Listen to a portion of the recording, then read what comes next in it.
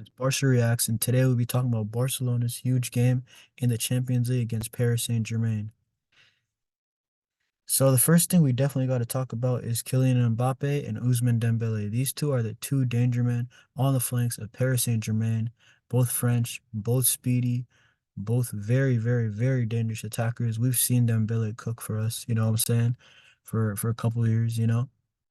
But we really got to stop these guys on the counter attack and in transition because that's when they're really most dangerous and effective.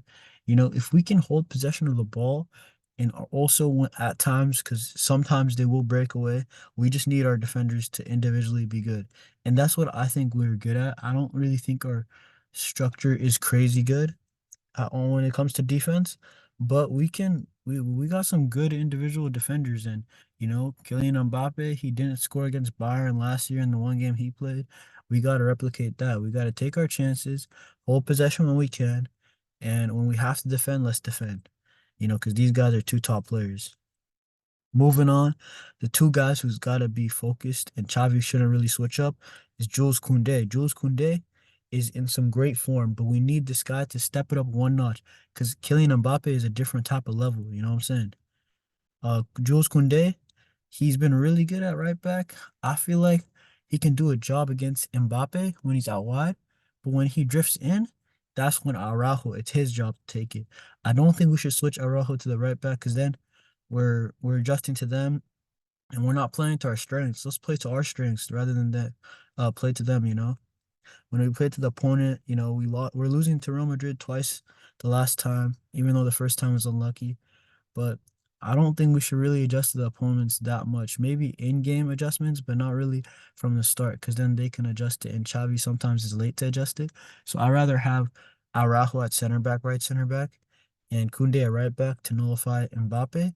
And as for Dembele, I'm saying that our midfielders, Christensen and De Jong, these guys really have to help Cancelo when he bombs forward because Cancelo is going to be huge offensively. He's gonna be one of our biggest threats, and we do need Cancelo to go forward. And Dembele is going to be on the other side taking advantage of that. And that's when Christensen has to shift. De Jong has to shift. Even Gundogan at times might have to shift. Whoever gets subbed on Fermin might have to shift. Kubarsi also is going to be like the insurance behind Cancelo. And I think I think we could do a job on Dembele. The thing that Dembele is not really a goal scorer, but he is a great creative player. That's what you can't take away from him. And we just got to stop him from getting the ball because he is the service. Mbappe is the killer at the end of these chances, but Dembele is the service, because Hakimi's out for the first leg. But let's see what we can do. And moving on to our attack. Now talking about our attack, we gotta actually hit our chances. Like we gotta do what we did against Atletico and against Napoli in the second leg. We gotta just take our chances. Simple as that. We cannot have a 1-0 because I don't know if PSG's just not. I think PSG's might score. They might score two. They could score three. They have some really, really, really good quality, and we can't put this much pressure on our defense. We have to take our chances. Rafinha's been playing late as well. You know what I'm saying? He's playing really good. We need him to have his shooting boots on. Same with Lamine Yamal. Same with Lewandowski. Lewandowski, hey, apparently it's his competition. He's nearing 100 UCL goals. Why not score some today? Like bag of brace Lewandowski. Come on. Um, and Donnarumma, he's having a decent season, but you know, he's getting always criticism whenever he makes a mistake, like against the Newcastle game, got criticized. I'm saying take shots on these guys. Take shots on Donnarumma, test him out. Let's see what he's really made of. We don't really watch the French league as much as other leagues, let's be honest, but I don't know if this guy's really that good. Ever since the Euros, up and down form, we got to test this brother out, from distance, edge of the box. Don't hesitate. Don't take the extra touch. Just rifle it. And that's where I want to move on because who can do this? Fermin. And Fermin, he can definitely do this, especially off the bench against some tired legs. Fermin, this is when I feel like he's best. When he starts games, he's on and off. But when he's off the bench, I think he'll be good for sure. Especially in that midfield when it's lacking legs later on. And also Yao Felix, there's some reports that Yao Felix is training well, but I don't know if he should still start because I don't really want to mess up the chemistry between Lamine Yamal, Lewandowski, and Rafinha. But I think Yao Felix, if any of those guys isn't playing too good, I'll put on Yao Felix immediately. I think he's definitely should be in the pecking order ahead of Ferran Torres. He gives us that quality that can just win games, especially these types of games. It's usually quality rather than uh sometimes coaching. And Yao Felix, especially against like the assist that we saw, that was just incredible against who was it again?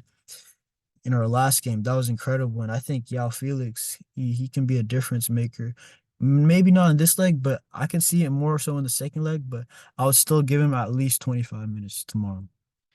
And these are all decisions to be made by Xavi. I think he's gonna start with Ter Stegen, obviously, and then Cancelo on the left. I think he's gonna put Kubarsi as left center back. I think right center back Araujo. Right back will be Jules Koundé, you know. And then for CDM, I think he's actually going to put Christensen, even though he's coming back from some discomfort. And then I think it's going to be Frankie de Jong because it looks like Frankie de Jong is good to go. Pedri, I could see him in their next game against Cadiz, but I don't think he's gonna play. If a midfielder is gonna come on, I think it's gonna be Fermin, and maybe like Oriol Romeu if it's like after the 85th minute. And then so Frankie De Jong, Christensen as the double pivot. I think Gundo will play the 10/8 role as the furthest midfielder. And then I think Rafinha will play on the left, but he'll do the thing where he comes inside to almost like the cam position and plays so then Cancelo can go on the left when we're on the left side attacking. And then right wing will be Lamine Yamal and striker Lewandowski. What I'm saying is that if we're up like 2-1, I really think Vitor Roque should come in. I don't know why Xavi's not using him at all. I could see why Ferran's a senior player, but like, this guy, especially if we're on the counter, we need some pace up front. Maybe take off Lamine Yamal and put in Vitor Roque. I could see Ferran, but these are all decisions for Xavi to make. And that's what I'm saying, guys. I don't know. My prediction is probably going to be a 1-1 draw. I could see because PSG, they rested their team and they've been missing a lot of chances, in their last games. And then I could see us. I don't know if we're going to be too clinical. I see us more clinical at our home stadium, in the Olympic Stadium, but I see a 1-1 draw. So that's my prediction. And see y'all soon. We'll probably have a reaction and then also what's it called? A preview of our next game, followed up by some transfer news probably. Anyway, see y'all. Peace.